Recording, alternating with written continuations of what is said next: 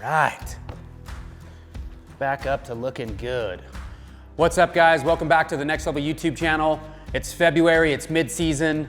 Sled's got 400 or 500 miles on it, running absolutely perfect. But in order to keep it running perfect, we want to maintain our sled. So this week on the channel, we're going over mid-season maintenance. Let's get into it.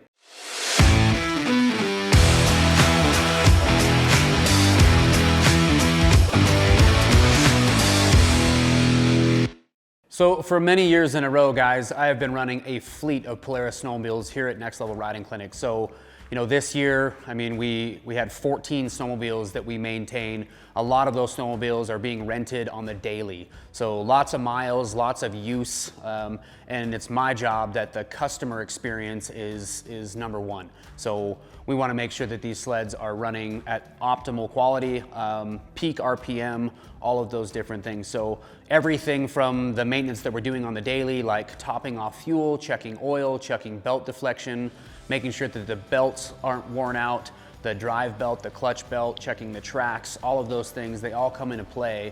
And then once the sleds start getting some miles on them, it really is time to open them up and really go over some service of it. So cleaning the clutches, if it's got a chain case, great time to change that chain case oil. Just going over and kind of doing a once over the sled. All right, so for starters, we're gonna look into the engine. We're gonna check our clutches. We're gonna check all things in the engine bay. So let's go ahead and take the side panels and the hood off. So on the clutch side of things, it's important to, you're gonna check for wear, right? It's mid-season, you've already put 400 or 500 miles on the snowmobile.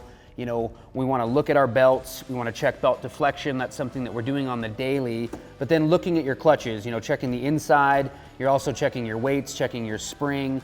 If your RPMs are, if they're all over the place and you're not holding a consistent RPM while you're at wide open throttle, maybe there's something up with your clutches.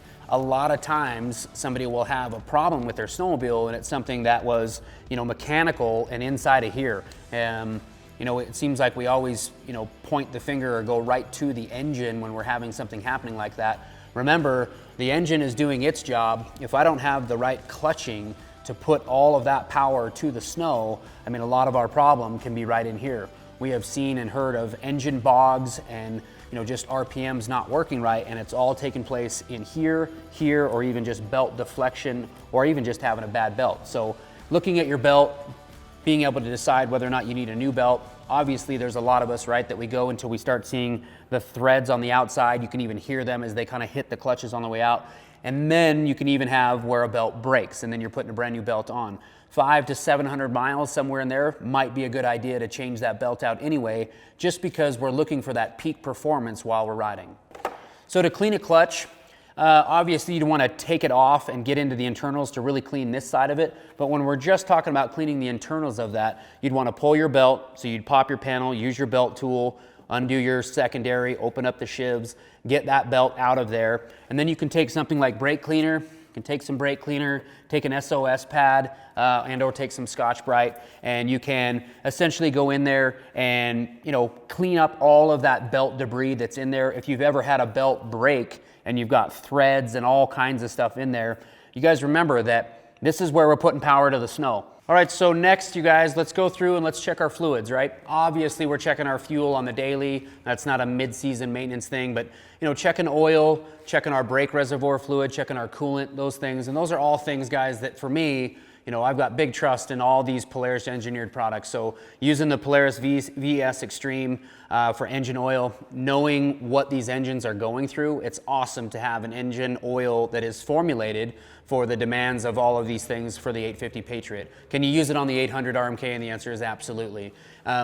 Knowing that I don't have to clean my power valves, knowing that this oil is it's the best oil that I can put in the sled. I'm not buying it from some gas station. It's the oil that Polaris recommends, and we're gonna continue to use it because it works.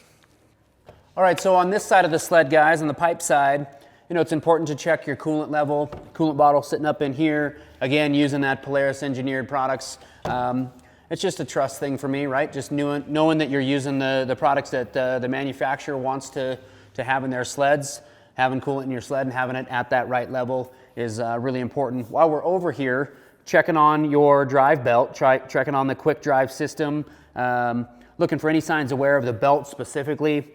and it's not mid-season maintenance, this is more of an everyday thing. You know, if you're an avid tree rider, looking down in here when you pull your panel, and most of us are pulling our panel on the daily because we want to put food in the hot dogger, but looking underneath the drive belt and just making sure that you don't have any kind of debris. Man, I've seen it all, guys. I've seen where, you know, a spring from one of the pipes has fallen off and gotten underneath there and really started to wear and tear onto that drive belt.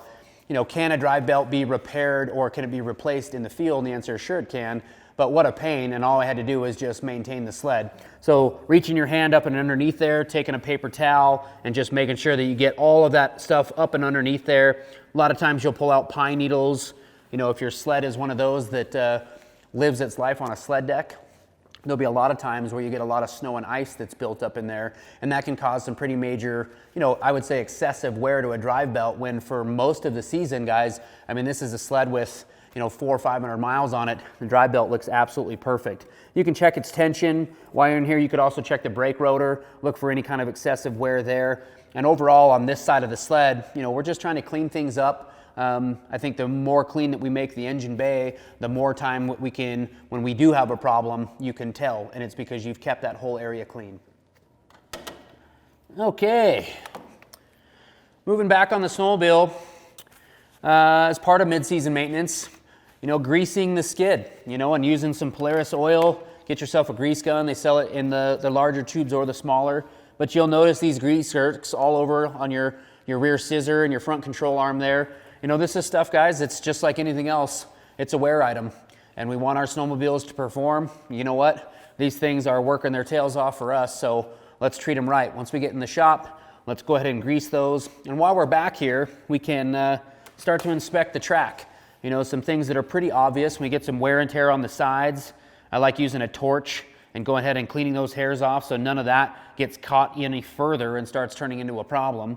But going through the track, looking at the windows, making sure that your paddles are all decent. They're mountain snowmobiles, right? We talk about all this mileage that we're doing. Remember, when I'm talking about 400 or 500 miles, this is 400 or 500 mountain miles. All right, so we're going up over trees, we're going through stuff all of the time. Lots of reasons why our tracks can go through some wear and tear. So, and then the other part of it is track tension. You know, most of us that have owned a new snowmobile, you're riding along for the first X amount of miles and boom, you'll start to feel that track ratchet. When a track is ratcheting, what it really means, guys, is it's opened up, it's flexed and opened up enough that the drive system up front on the drive shaft is actually skipping a tooth. So you hear it sort of ratchet right there. And all that means is that we need to tension the track. And it's pretty simple. It's stuff that you can do in the backcountry, a lot easier to do it in the shop. You're basically coming back here, you're undoing the jam nuts on either side, and then when you're here, you can be a little bit more sophisticated and use a tape measure. But to be honest with you, you're gonna just grab onto this and use your socket set, and you're gonna ratchet those things out, and you're gonna just try to create some tension by driving these blocks and taking those rear wheels back out. And then when you do that, tighten everything back up again, fire up the sled. You know, if you're doing it in the backcountry and you can have somebody hold it up inside the shop, can you use a track stand?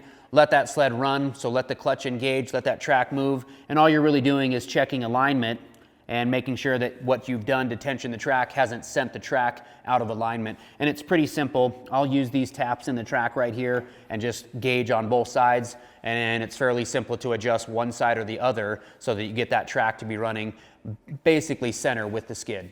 All right, so everything on a Polaris 850 is a 17, it's a 15, it's a 13, it's a 10, it's kind of down the line. And then there's the occasional 16, the occasional 14. You got a lot of your Torques, some Allens and things like that. But in terms of some maintenance, right, especially mid-season, you know, grabbing onto some open-end wrenches, some sockets that you know are gonna work, working your way through the front suspension, working your way, I've got a 17 on there now, going through and using this on my rear suspension bolts, and literally just putting a little bit of effort into each one of these things. You know, snowmobiles, I mean, they kind of do rattle themselves apart, like a dirt bike does, like anything, right, that's moving. It's just important that we go through and we just test that. So going through the rear suspension, those are all be great ideas and great ways in terms of mid-season maintenance to ensure that your sled is all put together and it's gonna stay together. All right, so you know, the topic could come up about spark plugs. You know, remembering that we've got our belt caddy. In a previous video, we have talked about, you know, the importance of the belt caddy. You guys can see this belt caddy and how it's put together.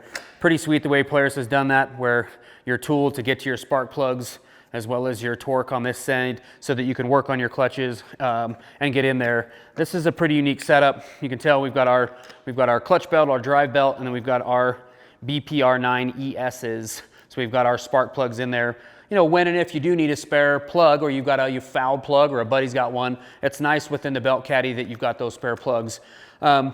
I would just, based on an engine performance, if your sled isn't starting well, it doesn't idle well, maybe it's a good time to change the plugs out. Obviously, when you foul a plug, it's important that you've got the right ones, and so having those proper spark plugs in the belt caddy is a great way to ensure that the sled is going to run at its best.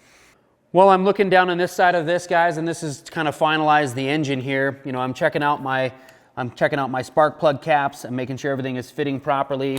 I don't need to change the plugs just yet, but while I'm in here, I'm going to go ahead and look at my exhaust springs. So looking at the exhaust springs where the pipe comes in and is married to the Y pipe, as well as looking at my exhaust springs here and my exhaust springs that enters into the silencer, whether it's stock or aftermarket. It's important that every one of those springs have good tension and they're working. A lot of times you'll see a broken spring down there and we have an exhaust leak. When you have an exhaust leak, you know, not all is lost, but our snowmobile isn't working the way it's supposed to be. So an inspection, just a visual inspection at this point, making sure that all those springs there, that's good. All right, something else to check that would definitely be a wear item at that 400 or 500 mile mark, probably a lot sooner for most of us. If you rode down the road or hit a bunch of rocks in that early season snow, you know, checking the condition of our carbides just simply by raising the ski up, take a peek underneath there.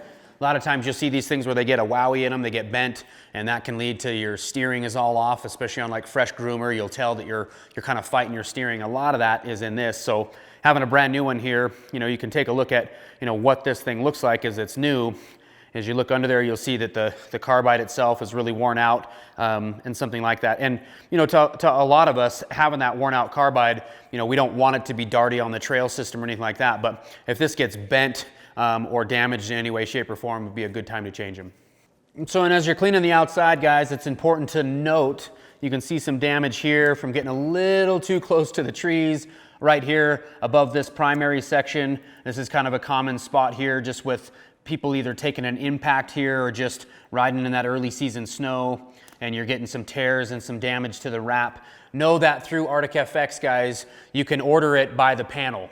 So based on that sled wrapper ID number that we talked about in a previous video, remembering that you can order the panels, it'll come with all of these pieces so that you can get this thing back up to looking brand new again. So it'll be the side panel, the hood, the airbox, the fuel tank, the console, you know, the lower part of the belly pan. So you're not having to repurchase the entire wrap. You can do it by the panel that damage is on.